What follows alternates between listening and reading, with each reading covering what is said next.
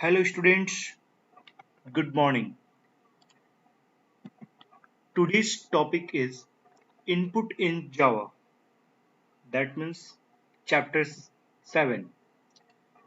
You know that input means taking data in our program. In this chapter, at first we learn about comments, packages.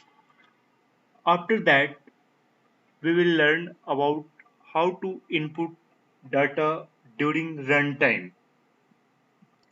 Let's start comments in Java. In our previous examples, we have used the comments to describe the code.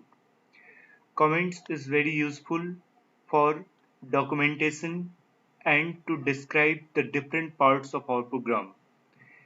In your examination, it carries additional marks.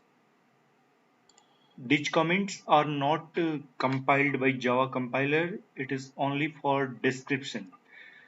Double forward slash is used for single line comment, and for multiple line we use forward slash star. After that comments, next line again you can write comments, then close with star and again forward slash. All the statements lies between these two symbol are known as multi-line comments.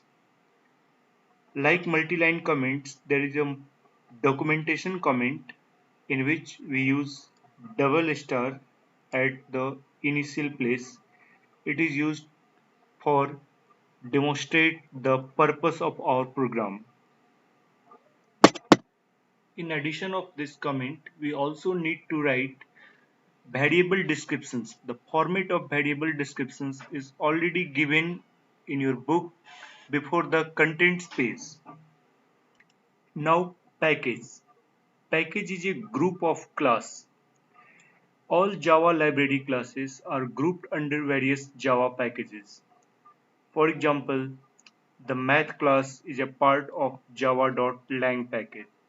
So the full qualified name of math class is java.lang.math.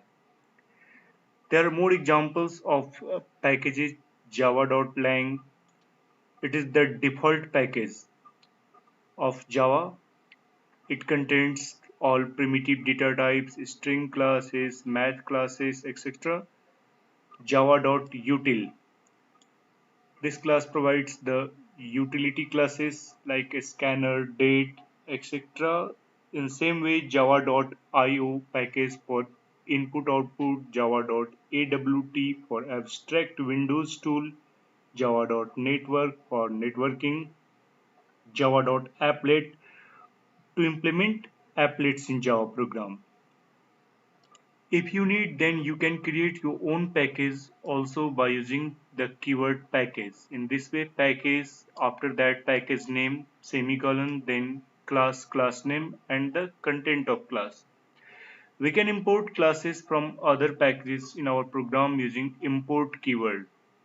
For example, to import a scanner class, we write import space java.util.scanner. Here a scanner is declared inside the package of java.util. So we import by using java.util.scanner. Since java.lang is the default package of Java, so we don't need to import it. To access any classes from java.lang package, there is no need to import, but to access any other classes, we need to import the corresponding Java package. Packages are very useful because it implements encapsulation, and we can also use the classes of other packages. By using import keyword, classes can be managed effectively using packages. Like folders, we can group the classes inside a package. So it is used to manage our all classes. We can create classes with the same name in different packages. Like folder, if we create a file in a folder, we can create the file with same name in another folder. In same way, if we create a class with a name in a package, we can create a same class in another package. Now input in our program. Till now we have used initialization technique to receive input from any variable, like we declare a variable int x and assign a value 50, 20, whatever you need, or in BlueJ environment by using parameter input.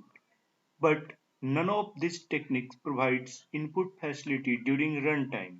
Whenever input is required in our program, for this facility, we have to use a scanner class in our program. The scanner class belongs to java.util package. So to use a scanner, we need to import this package, and it also converts bytes into character by using streams. First, we know about the stream. Whenever we type anything from our keyboard, this data goes to the input stream, and after that, program receive the data. Here, a stream is a path along which the data flows.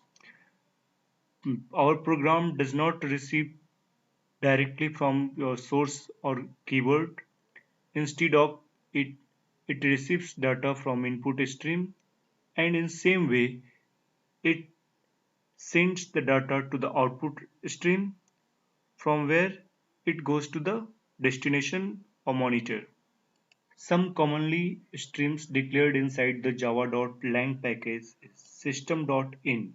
It is a standard input stream connected to the keyboard.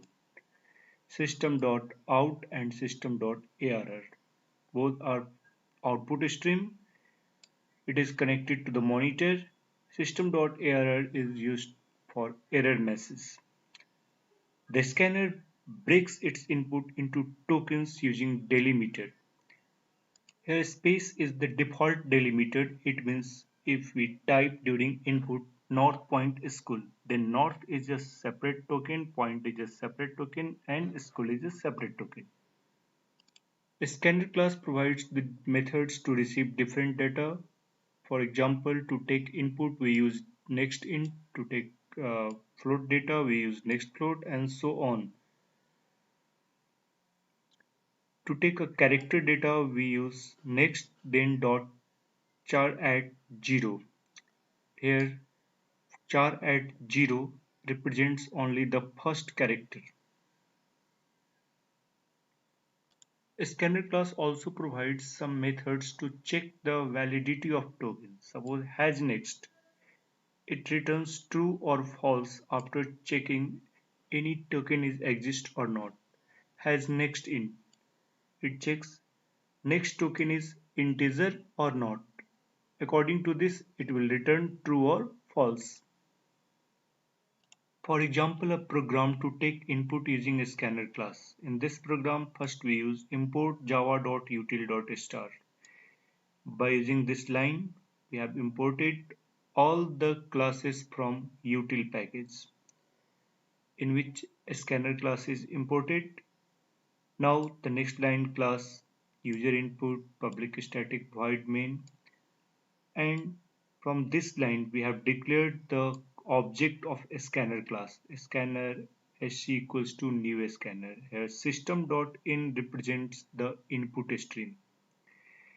That means our scanner class receives the input from this input stream. Then we have given a message into your name during runtime, and we receive the name typed by user by using sc.nextLine, and it is stored in a variable nm that is declared as string type. In same way, if you have to enter integer number, then you give a message, enter your marks, and declare a variable int m equals to sc.nextInt. Here nextInt method is used to receive input in integer. In same way, we can input many data. After that, the stored data can be displayed. Suppose system.out.println. hello nm. Here nm is the variable in which the data given by user is stored. You got m is a marks that is given by user.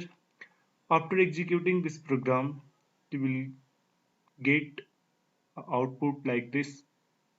If you enter a name Rakesh Ranjan and marks 85, then you will get the message, hello Rakesh Ranjan, you got 85 marks. Now the last topic of this chapter, errors. Errors are mistakes committed by user. Errors are often referred as bugs, and the process of removing the bugs is known as debugging. There are three types of error. First, syntax error. If there is any typing mistake by using a semicolon missing, braces missing, or any other spelling missing, then it will be syntax error.